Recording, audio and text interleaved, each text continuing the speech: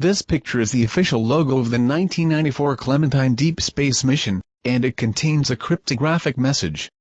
Someone deeply involved wanted to disclose the conspiracy committed by the United States Department of Defense.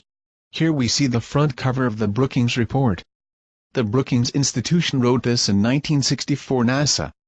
The report examines the potential implications for the discovery of extraterrestrial life. NASA knew that probably one day satellites, or manned missions, would find alien artifacts, alien technology or alien life. The report also includes a study, how governments should handle information, and it mentions the possibility that under particular circumstances, a government might, or might not find it advisable, to withhold the discovery of extraterrestrial life, from the public. Project Golden Dragon provides indications, which suggests that the United States government made a discovery on the Moon, and found it advisable to withhold this discovery from the public.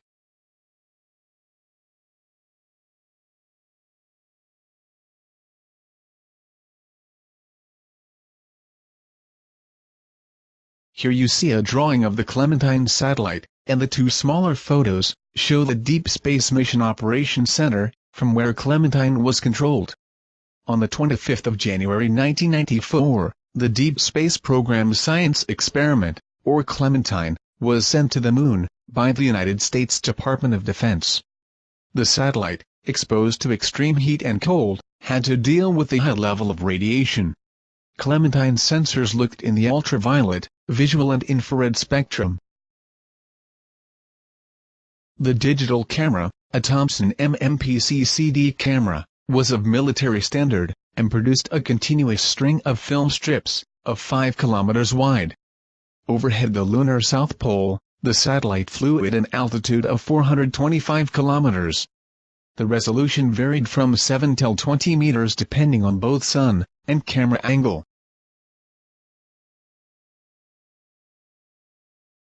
In November 1991, the Naval Research Laboratory was briefed by the Ballistic Missile Defense Organization on the Clementine concept. Government agencies only act when they receive proper fundings, and the Naval Research Laboratory received fundings in March 1992, so in a normal situation, this would mean that the Naval Research Laboratory started with the DSPSE project in March 1992, but is that true? I found this resume of someone who worked for the NRL, and who was involved in the DSPSE program, till May 1991. Did the Clementine program start before November 1991? The original and untouched resume is on file. What about this mysterious case of a sudden computer malfunction, which caused the depletion of all fuel Clementine needed for course corrections, so it was unable to perform the second phase of the mission? Flying to asteroid Geographos, and taking images for scientific purposes? Was there really a malfunction, and did Clementine lose her fuel and electrical power? We are being told the same story over and over again, and from various sources. Unfortunately, we cannot check the story of the fuel depletion ourselves, but is the satellite really as dead as the military claims? 9 months after the satellite had been declared dead by both the military and NASA, this message had been left by Stephen Collins, who is a former Mars Observer Flight Team member, and who works for JPL, NASA.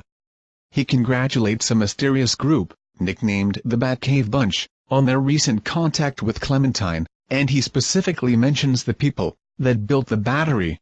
In other words, Clementine never was completely dead, as the Batcave Bunch would not have been able to connect to Clementine's onboard computer.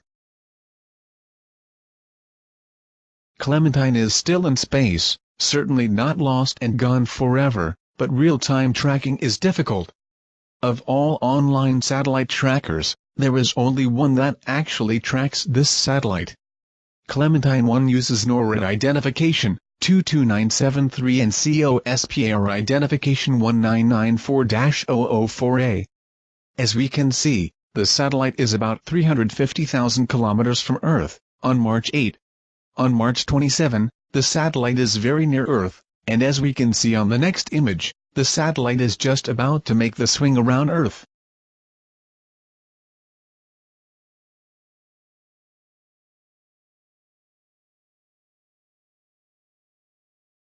According to an official statement made by Colonel Bridges, Director of Defense Information, U.S. Department of Defense, on a press conference on the 3rd of December 1996, Clementine is to be seen as a little planet, moving around the Sun in an 11-year orbit, and it would be back near Earth in 9 years. However, his information does not match today's orbital data, as we clearly see that Clementine is not in an 11-year orbit around the Sun, but in high eccentric orbit with Earth, and based on revolutions per day, she is near Earth 32 times each year, with a closest approach of 801 kilometers. Either the military is not properly informed, the statement false, the transcript not correct, or someone is not telling the truth.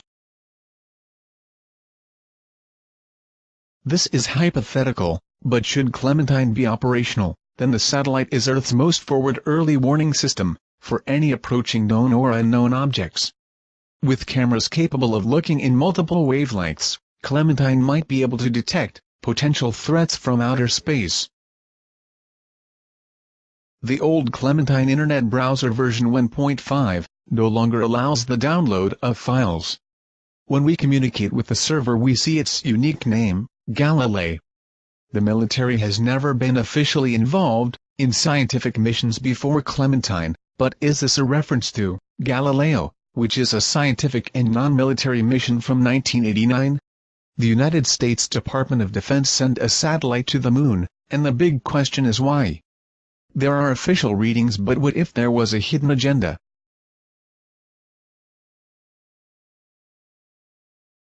The Galileo spacecraft was launched on October 18, 1989, and performed 2 moon flybys. The first one on December 8, 1990, and the second on December 8, 1992. Galileo provided clearer views of the lunar dark side, and the polar regions of the Moon, than all Lunar Orbiter and all Apollo missions. Of all high-resolution images that Galileo took, these photos are the only images available. Is there something on the Moon that we are not supposed to see? Perhaps an activity that produces colorful lights, lightning and temporary coloring of the Moon's surface? This is the front cover of an official NASA report. This report from July 1968 contains hundreds of sightings of transient lunar phenomena. These sudden and short colorings of the Moon's surface have been observed for at least 1,000 years, and often by multiple witnesses. Although scientists claim we see outgassing, or the impact of asteroids on the Moon's surface, there is no real evidence that builds these theories, so it is still a mystery.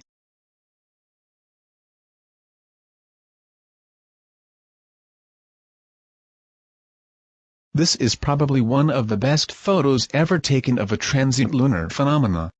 Made by Leon Stewart from Tulsa, Oklahoma, USA, on the 15th of November 1953. Look at the bright spot located between Pallas and Schroeder.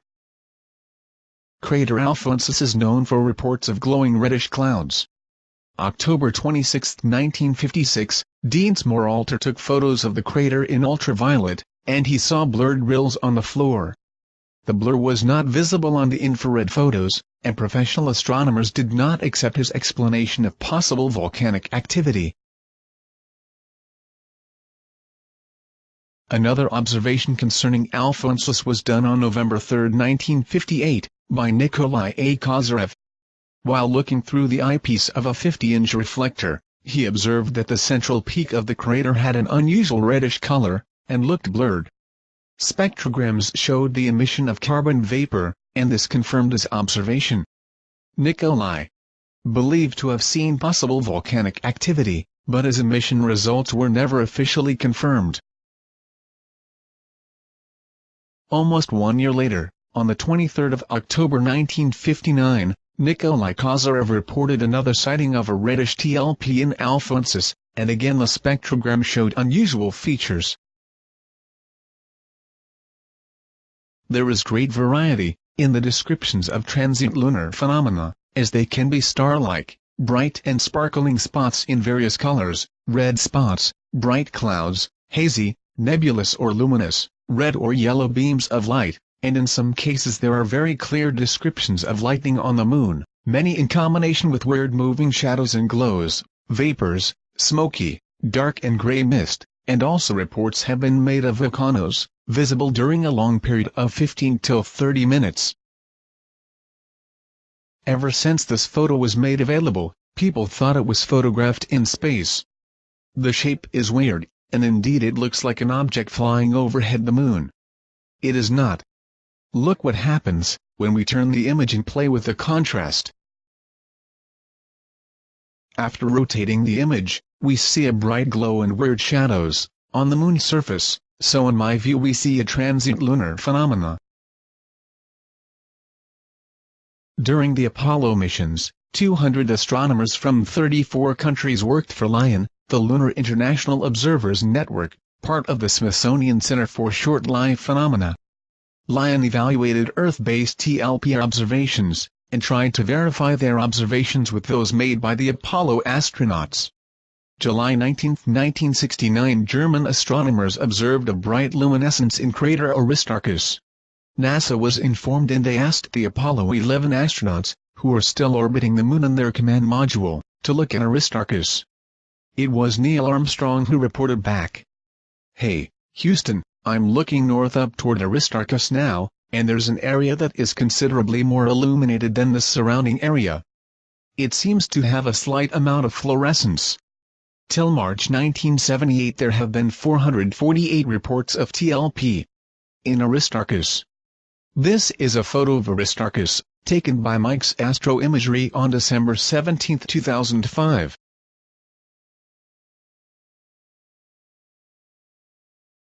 Was LION part of the Apollo program, and had they been waiting for something to happen? Why would I bring up transient lunar phenomenon in this presentation? With bare eyes it is hardly visible, but this reddish spot on a color photo of the moon, taken by Galileo, deserves a closer look. I rotated the image and selectively removed colors. The final result is a photo in grayscale with one red-colored area, located between the Shiner crater and the Blancanus crater. The red area and the moon surface are extremely blurred, but thanks to forensic image software we can deblur and refocus the image to an extent that we can see the smaller craters next to Shiner and Blancanus, and recognize the contours of the moon's surface. With the photo deblurred we clearly see the craters, the TLP area and in the center a tiny bright white spot. This white spot is not created by the software as I will show you. The Shiner and Blancanus crater are located on the lunar south pole, but can be seen by telescope, as the photo on the right taken by a telescope from Earth shows. Is this bright white spot also visible in other photos taken of the moon? As a matter of fact it is. Here are two samples. The first picture comes from Google Moon, and is from Clementine Lunar Internet Browser version 1.5. The bright spot is clearly visible next to the arrow. The second image comes from Clementine Lunar Internet Browser version 2.0. We apparently see the same two craters but from a different angle. The white spot stands out from the rest of the moon's surface. On the 23rd of April 1994, a transient lunar phenomenon occurred in crater Aristarchus while Clementine was orbiting the moon. Clementine took pictures of the crater, and provided conclusive evidence that the crater walls had turned redder, after the transient lunar phenomena.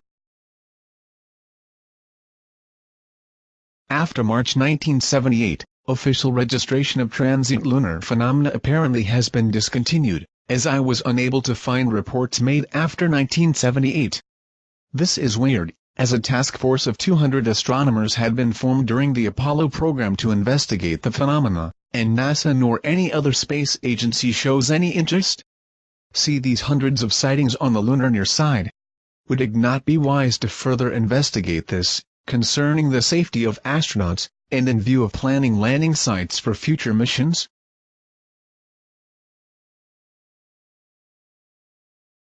Other investigators also try to unravel the mystery of the hidden object.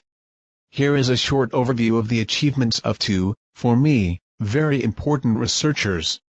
Mr. Joseph P. Skipper and Mr. Jose Escamilla.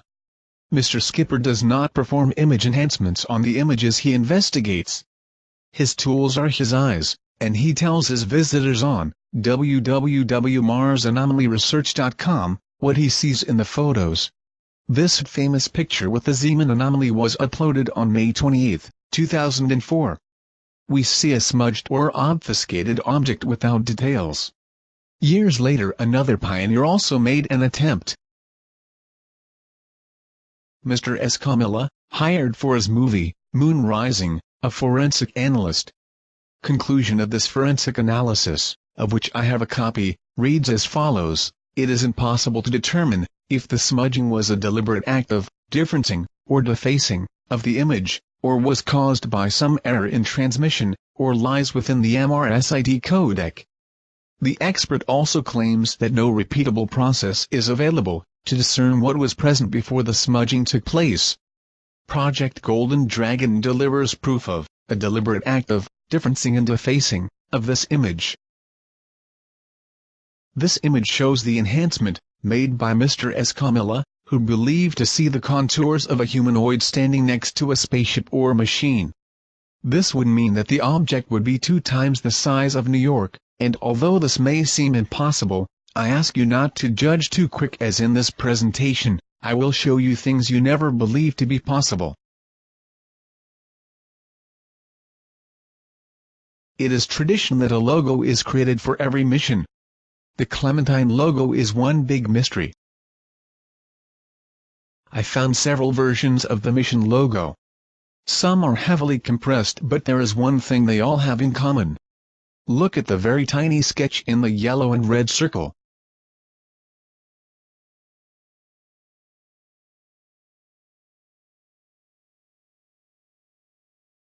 The same tiny sketch on all mission logo, except one, where the object looks blurred and the shape is different.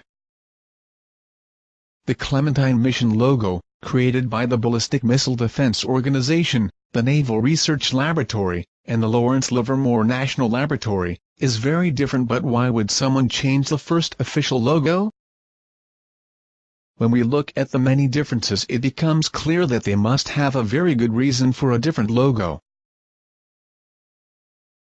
Features have been changed, from male to feminine.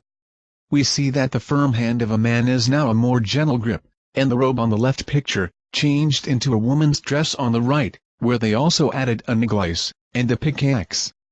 Conclusion: a stately-looking man, the god Apollo, was changed into a young woman, Clementine, the coal mine.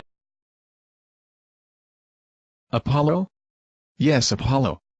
Compare the person on the logo, with the statue of Apollo, and the face, mirrored, found on the Apollo 17 mission patch. Was this originally an Apollo mission, changed by the Department of Defense into Clementine? The first mission logo was a complete drawing, but not this one. When we look at the moon surface, and compare it with the rest of the logo, we see a totally different pattern. In my view, this logo consists of 2 parts, namely a drawing and possibly a piece cut from a photo, because of the clearly visible compression artifacts. The shield held by Clementine shows 3 4-sided diamonds, but we neither find the shape in the logo of the BMDO, nor in the logo of the Strategic Defense Initiative Organization. What does that mean? Is this another cryptographic message? In modal logic, these diamonds express that there is possibility, and in military terms the diamonds stand for camouflage.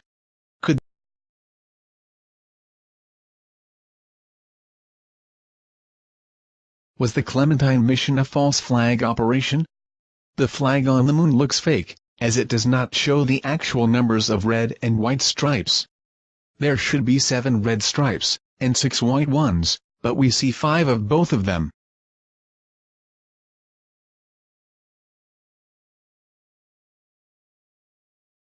On this logo. 1. The crescent moon is symbolic for new beginnings, and the making of dreams into reality.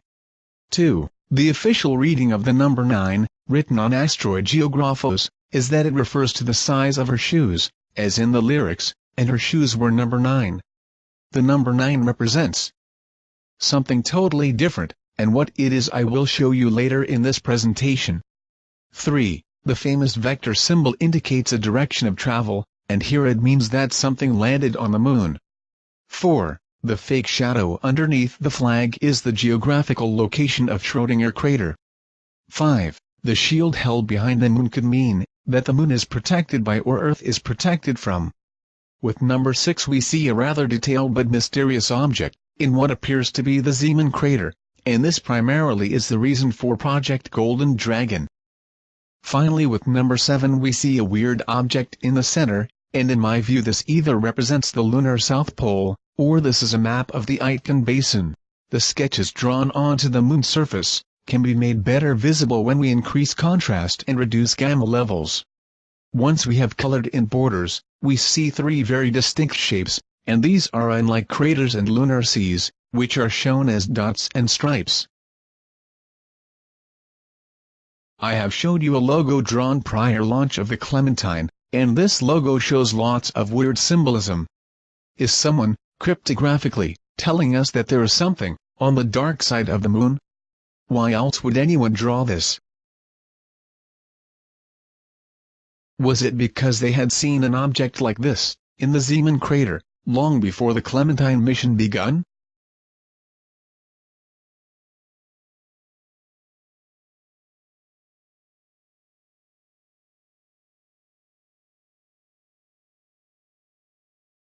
I showed this image to an American professor and asked for his opinion.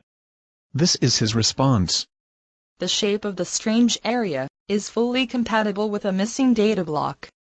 To me, having worked with similar data, it looks like they ran a fairly advanced algorithm to interpolate the missing data block, but these advanced algorithms can sometimes introduce artifacts that look like artificial structures. I can certainly recognize some of these effects right in that image. Now that is really interesting, as what this astronomer and most people do not know, or perhaps tend to forget, is that this image is not a photo but a composition. This is an official quote by the NRL. The ultraviolet and visual camera, with 5 filters, and the near-infrared camera with 6 filters, will each collect overlapping images.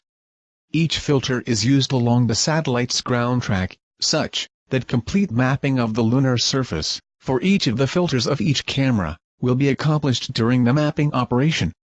The high-resolution camera will make a continuous string of overlapping images. Between the 19th of February and the 22nd of April 1994, Clementine made an unknown number of film strips of the moon. Every 5 hours, 1 revolution around the moon, some 6,000 images were received at the DSPSC Mission Operations Center, which was operated by the NRL. Imagery experts had only 15 minutes to both examine and censor images before they made them accessible to scientists. There was no time for complicated obfuscations, so they used a basic technique which proved to be very successful. At the longitude and latitude of the Zeeman crater, a single scan by Clementine had a width of 5 kilometers and a height of 2 kilometers. This image is put together from 7,590 images, and the size of the object is approximately 98 images. We know that Clementine needed 5 hours for 1 revolution, and 1 revolution means 1 continuous film strip of 6,000 images. The Zeeman smudge is 1 data block of 12 film strips, and this means 12 times 5 hours equals 60 hours. So Clementine had data transmission problems during a period of 60 hours. At one specific location where 12 film strips showed 12 missing data blocks. Okay, it is not impossible, but I consider that highly unlikely. On the 13th of February 2010, the Clementine browser version 1.5 was replaced by version 2.0, and all previously reported lunar anomalies had been removed. The NRL claims that with version 2.0 the quality of the images dramatically improved. When we compared both versions, We indeed see a difference in quality, but that has nothing to do with a higher browser version. Look at the shadows in the crater, which are different, because other film strips were used. The Zeeman anomaly did not disappear because of a better algorithm, but because they replaced images.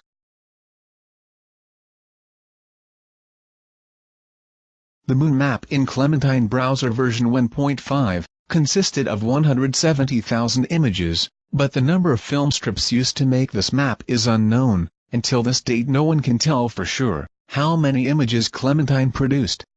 I have found 5 websites with each their own official number of images. Let us take a closer look at these sites. The first one is the Naval Research Laboratory. On this website Clementine's captured 1.8 million images, but what do we see on SPUDISLunarResources.com? Now that is interesting. Where the NRL mentions 1.8 million images, the civil website tells us that Clementine returned over 2.5 million images. That is a difference of 700,000 images. Did they make a mistake? Let us take a look at website number 3, named Applied Coherent Technologies, a civil company responsible for Clementine's moon mapping. The website of ACT also mentions a different figure, namely a data volume of 2 million images. Now we already have 3 websites which do not match, but it gets better. This is the website of the United States Department of Defense, and there we see a much lower figure. According to the United States military, Clementine recorded approximately 1.5 million images. Finally we pay a visit to the Missile Defense Agency, successor of the Strategic Defense Initiative Organization, who is the successor of the Ballistic Missile Defense Organization, who is the initiator of the Clementine mission. What figure do we see here? 1.5 million images. When we do a quick calculation, we see something interesting. There is a maximum deviation of 1 million images between non-military and military organizations. What was so important that a million or more images never have been made accessible to the general public?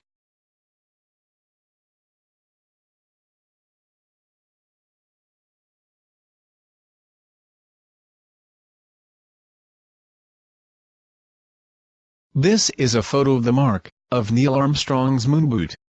He was the first human to walk on the moon, but was he also the first visitor? Probably not, as I have found another mark. Finding the mark of this giant foot was not easy. In fact it is completely hidden from eyesight, and to us humans it is invisible. First let us take a look at the main image. As you can see, I only use images from official sources. In this case the NASA photojournal. This is a composition picture, made by Clementine, of the south polar region of the moon. The mark was found just above the smaller Zeeman crater. This image shows the smaller Zeeman crater with enhanced contrast and brightness. The mark, clearly visible as a combination of 2 letters L, literally stands out from its surroundings, as it is much brighter. The shape is interesting as we see rather straight angles, which appear unnatural. As I have already told you, the mark is not visible to us humans, as our eyes cannot see it. That is why we need the help of image forensic software, which can substantially increase and differentiate contrast levels. For this purpose I used OptiPix Auto Contrast, but we still cannot see any of the finer details inside the mark. To reveal those details we need micro-contrast software that works on pixel level.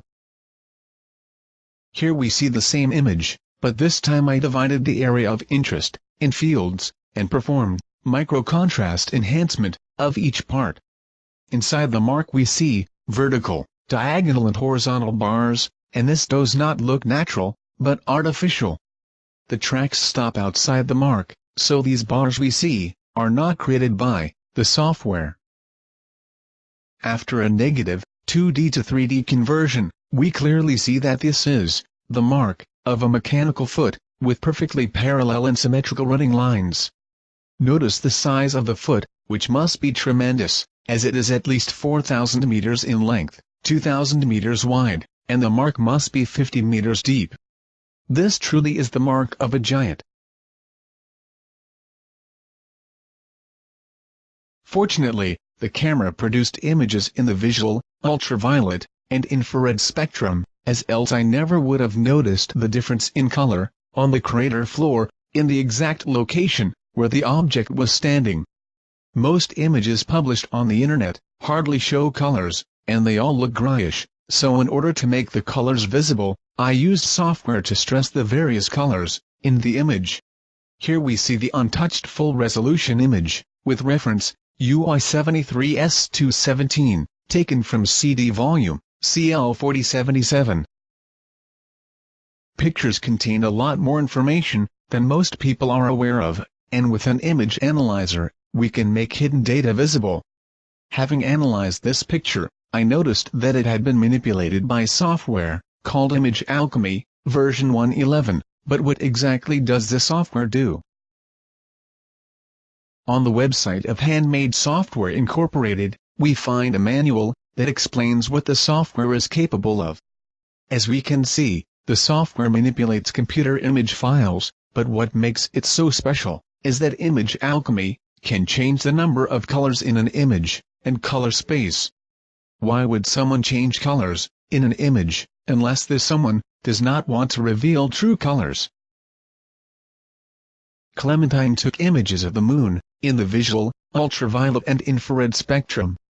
By using light reflectance, and light absorption properties of material, we are able to determine composition, see abundance of water molecules, detect an alteration through heat, or chemical processes, and if material corroded or eroded. This image comes from mapaplanetexplorer.com and it shows the Zeeman crater, in the visual, and ultraviolet light spectrum. Everything looks gray and dull, but once we emphasize colors, the surface starts to look different. The surface inside the smaller crater has changed from gray to blue. Notice that the blue material is concentrated inside the crater, and on the crater rim, but outside, there is hardly any blue material. What would this crater, and the moon surface, look like, in infrared? The material has turned into green.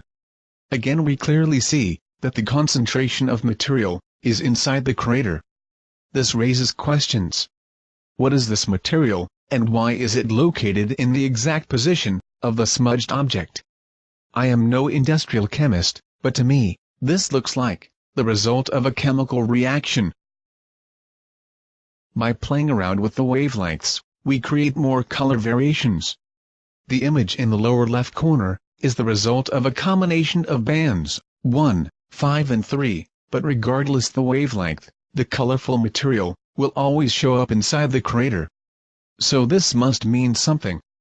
Clementine images are unique, and uploaded to other websites, you would expect to see the same colors. However, it appears that someone does not want you to know the true colors of the material in the Zeeman crater. Let us take a look at another NASA website. Welcome to LMMP, which is a NASA website.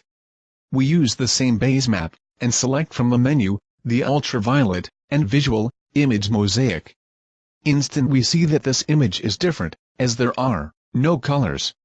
This is a 100% grayscale image. Comparing the two images, we see a difference. What is the reason for NASA to upload a grayscale image, instead of the original color version, and what is this colorful material we are not allowed to see? Perhaps in other material, we can find the answer. There are indications that suggest that Clementine's images may have been manipulated. Is the Zeeman crater hiding something? With bare eyes, the surface appears normal. This changes when we bring out more detail by sharpening edges. On the bottom of the crater, we see weird-looking objects. Are these rocks? Well, if these are rocks, then they are massive. Several hundred meters long and hundreds of meters wide, as this small crater is 22 miles in diameter, and over 2,000 meters deep. Look at the center of the image. Do you see this small chain of objects? Is this really a natural rock formation? I deliberately did not filter any compression artifacts, so you can see that these objects are not created by the software during the process of image enhancement. In the previous chapter, I showed you that the smaller crater contains material of various colors. When we take the original Clementine color image, would we not see these strange objects? Here are two images. The one on top is the original image from Clementine, and the lower image is the color-emphasized version.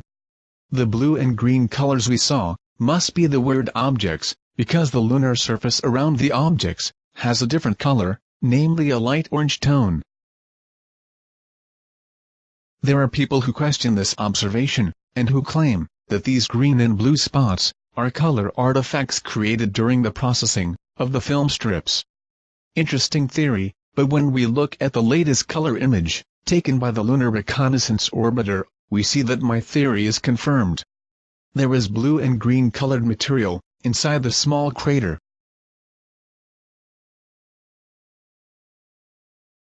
I will now reveal the alien machine, and for me, this is the most scary part, as how can I explain to you, who have never seen anything like this before, what it is? The object may seem unreal, as there is nothing like this on Earth, and there is no way to compare it with something else either. Take for instance the dimensions.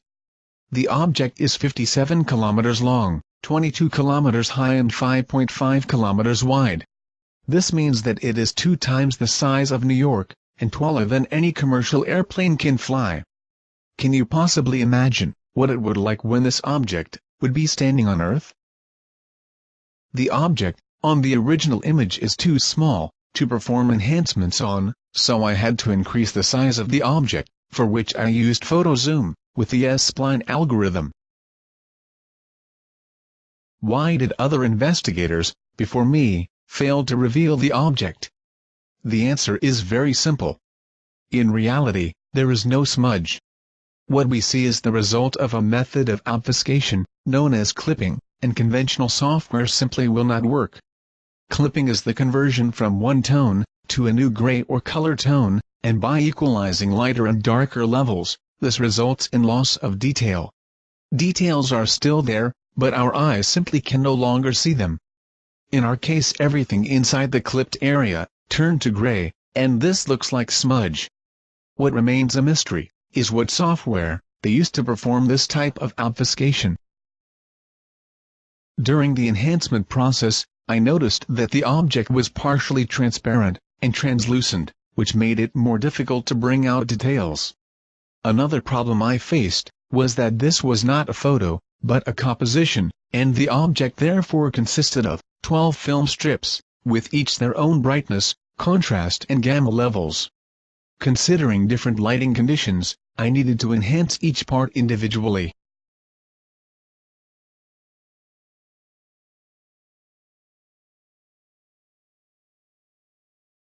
Well, ladies and gentlemen, here it is. Look at the red lines, and follow the contours. This alien machine matches the shape of the drawing. The Department of Defense already knew prior launch of the Clementine what it would look like and where they would find it. Or do you believe that they could look into the future, and knew that at the Zeeman crater, there would be a series of 12 missing data blocks that matches the shape? I know that for most of you it will be difficult to see details, so I will try to explain what I and others see. The object is three-dimensional, and the skin or hull consists of many parts or scales with different colors. The scales are flexible and extendable, which could move in every direction, so my theory is that we are dealing with a shape-shifting machine. Perhaps one of biomechanical nature, and I would describe it as a gigantic caterpillar, with multiple legs that crawls or walks over the moon's surface. As we all know, digital artifacts do not create shadows of their own. More evidence that we are dealing with something real, and not a missing data block. What you see here is the back of the machine, with a close-up of the leg. The lower part of the machine is fully flexible, and this would allow it to cross all kinds of terrain, and it even could climb mountains. Here we are halfway the machine, where the long extendable neck starts. Next to the end of the large scales, near the yellow arrow, we see these small black lines, which in my view are shadows. There are brighter parts as well, which indicates that it might reflect sunlight, or emit light itself. The machine seems to have an upper body, made of flexible scales, and a lower body, constructed of flexible bundled cables or strings.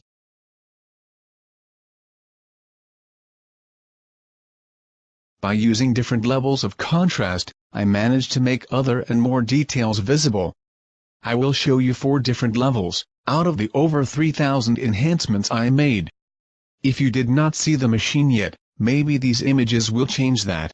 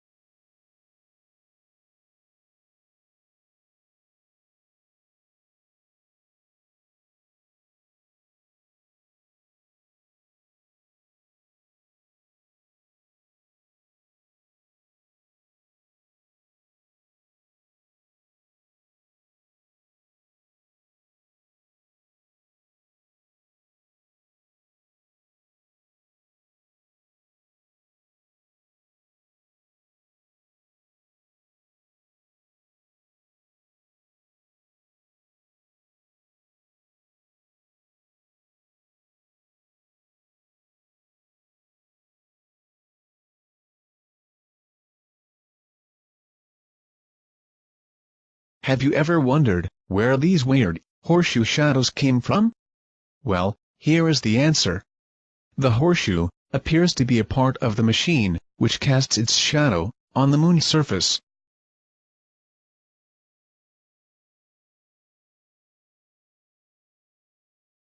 Underneath the front of the machine, we see this odd-looking thing. In my view, this is some kind of suction unit, or a device, that can spray chemicals. I will come with an explanation for this theory later in this presentation. First let us examine the suction unit. The lower part of the unit looks square, and there is a large hole in it. In the back, there might be 2 more units. Next to the suction unit, we see 2 strange-looking objects, of which one appears to have multiple legs, and maybe this is my imagination, but I recognize the shape of a Scorpio. Could this be a much smaller machine, standing on the surface? Small is relative, as this little machine is almost 1 kilometer in length. Or are we watching something natural, and this is just a bunch of rocks, and our fantasy is running wild? I tried to make a better enhancement, but this is the best I could make of it.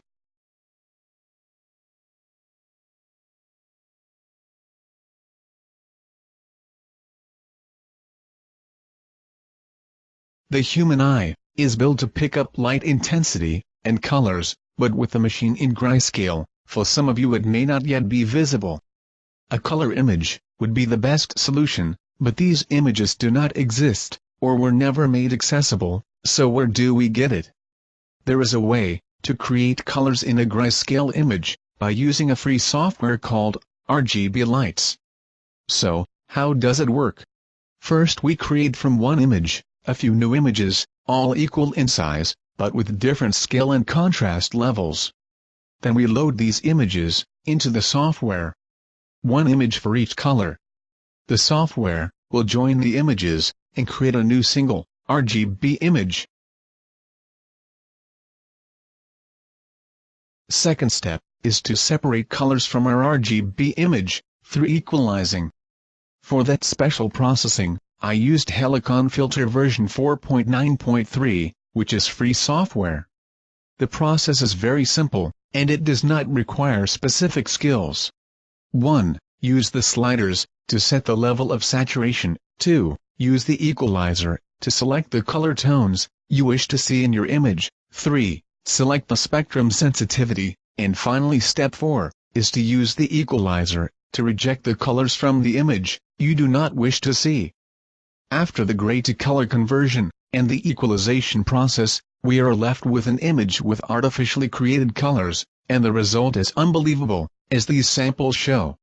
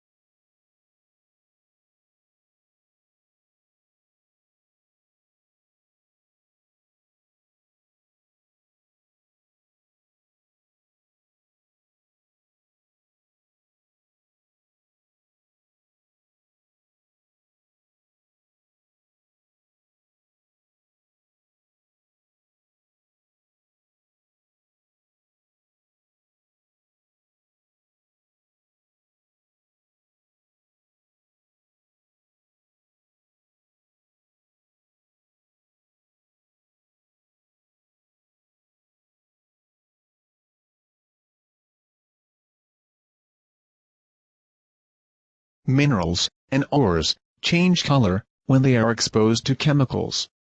On Earth, we use a combination of acidic solutions and high electrical discharge to extract rare elements. Could this explain transient lunar phenomena, as descriptions mention lightning on the moon, vapors in all colors, smoky mist and moving glows? How else would a highly advanced extraterrestrial civilization excavate the moon? They cannot extract minerals and metals by beaming it from the rocks. They must have technical limitations as well, despite incredible size machines. The floor of the smaller crater shows many different colors, and perhaps we see the result of chemical processing. Colors of the moon's surface vary, and from Clementine we know that regolith, in and around the Zeeman crater, has a light orange tone. I did some RGB experiments, and managed to find this specific color, in combination with the copper color machine. So is this the original color?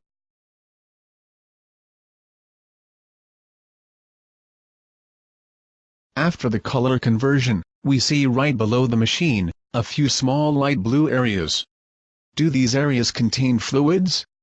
Are we witnessing the excavation of the moon? We know that during chemical extraction, materials change color, and gases are formed. Underneath the machine, the area looks foggy. Is that because of chemical vapor?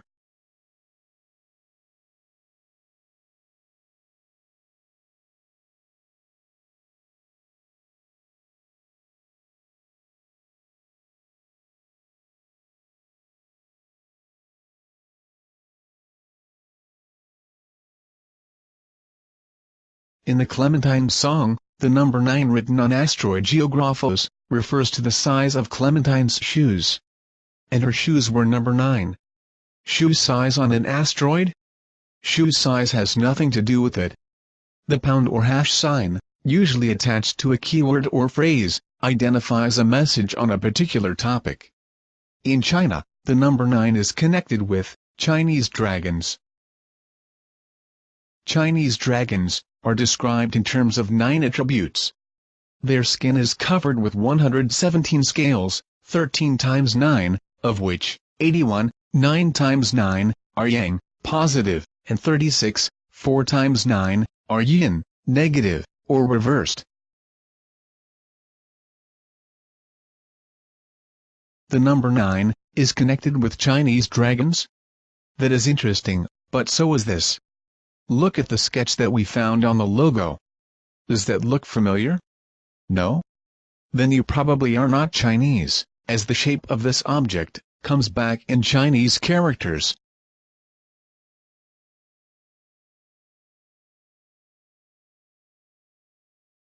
After we rotated the image, we see that the Chinese characters pretty much look like the sketch.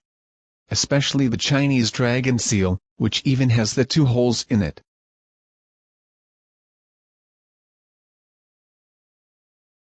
Here we see one of the earliest painted dragons, created in the year 1244 AD.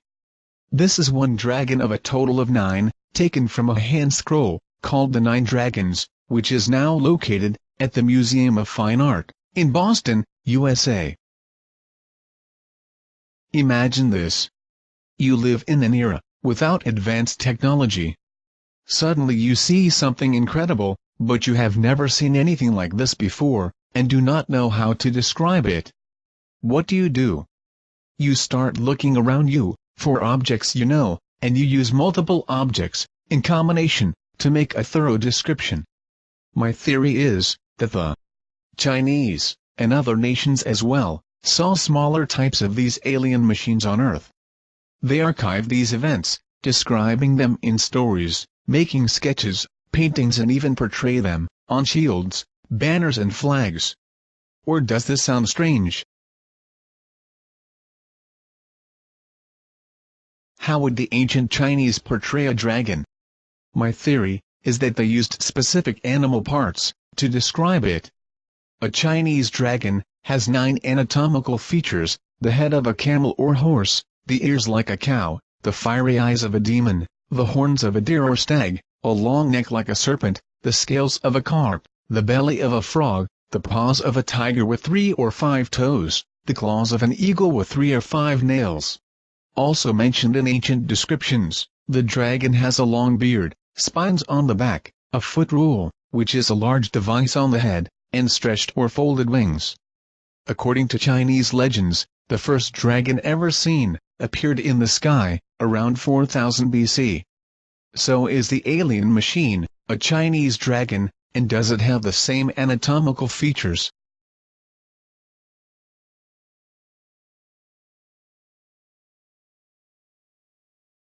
Did you expect this? This machine has remarkable similarities with the list of animals the Chinese used to portray a dragon, but why should a dragon be of golden or copper color? Looking at the animals and the colors of the animal parts, we see something remarkable. The head of a camel is brown or light orange, the horns of deer white and brown, the fiery eyes of a demon are yellow or orange like fire, the colors of a tiger's paw are yellow, copper and orange, eagle claws are mostly brown and yellow, the belly of a frog is described as white, brown or yellow, and the scales of a carp often look brown, copper or golden. This indeed looks like the colors in our machine.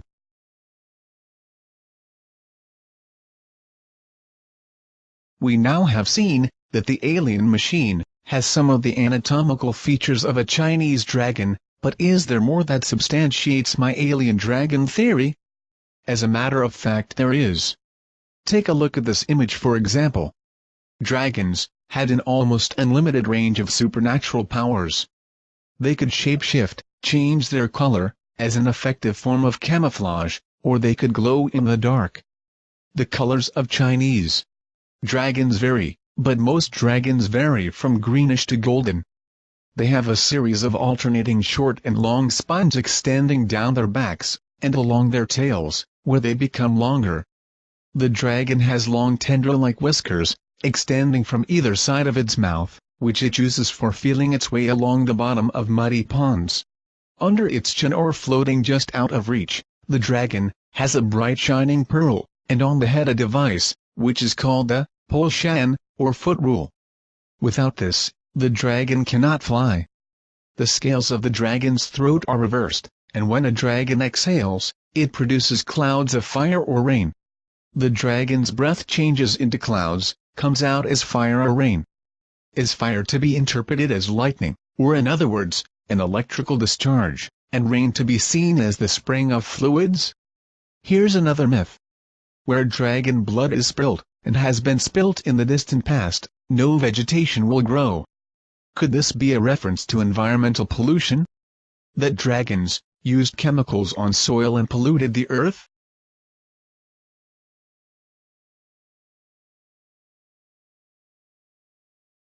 When the Chinese would see this alien machine flying through the heavens, lit by sunlight, what would it look like? Perhaps like a dragon on fire, and is that why dragons spit fire? Many ancient Chinese drawings show flames coming from the dragon's feet. Underneath the machine and on the moon's surface, we see tentacle-like objects.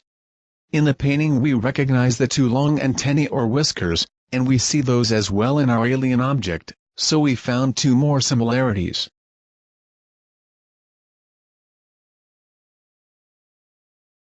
I already showed you a strange print near the Zeeman crater. This looked like the print of a boot, or the foot of a machine. What I have not shown you is a further enhancement of this print. To reveal the footprint of the dragon, I used software called BAS Relief.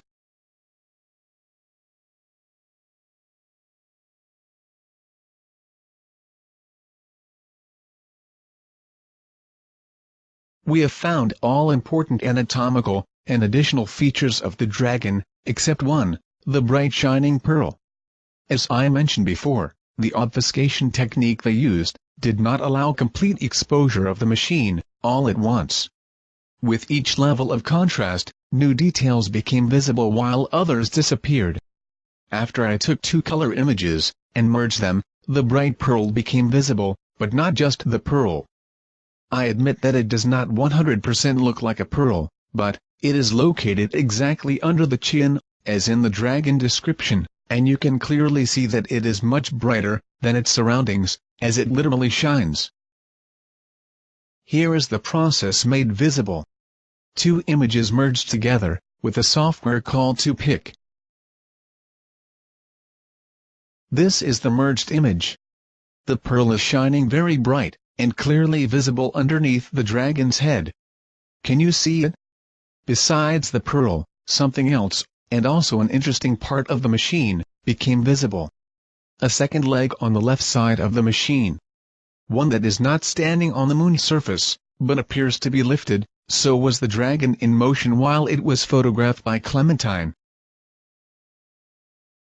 This is what I consider as the back of the machine, and it looks like the leg indeed does not touch the moon's surface.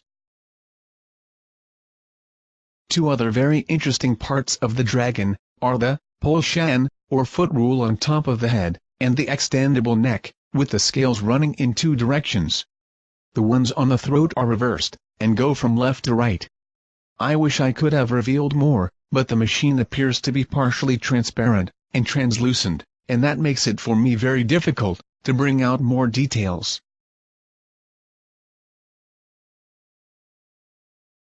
Is there anyone who could confirm the existence of alien technology on the moon? Yes, people who have said to testify for the United States Congress, as part of the UFO Disclosure Project. Unfortunately, the Paradigm Research Group was not interested in my research, and did not care about my findings, so I hope that someone, one day, will come forward and confirm the Clementine cover-up and the existence of these alien dragons. Project Golden Dragon started back in 1998, and I had no idea of the incredible things I would discover. You have just seen a very small part of my research, and I hope that it has opened your eyes. We are not alone in the universe. Dragons visited us in the past, possibly looking for material to excavate. They left Earth, as perhaps they did not find what they were searching for, or the dragons did not want to further endanger life on this planet. Fact is that the presence of dragons was documented by the Chinese, and many other nations. To science, dragons never existed, as we never found. bones or other pieces of evidence, and therefore we have never paid real attention to the possibility that dragons really exist. In my view, we should reconsider our way of thinking regarding ancient aliens, as perhaps some of the weird creatures we see in statues, in drawings, and have read about in historical documents, are not just inventions. Earth is no longer of interest to dragons, as else we would have seen them walking around. They appear to be non-hostile, so have we made contact? Was contact denied? Have they warned us not to interfere with their activities on the moon? It is time that we get full disclosure from our government, as I do not believe that they are not aware of the presence of dragons in our solar system.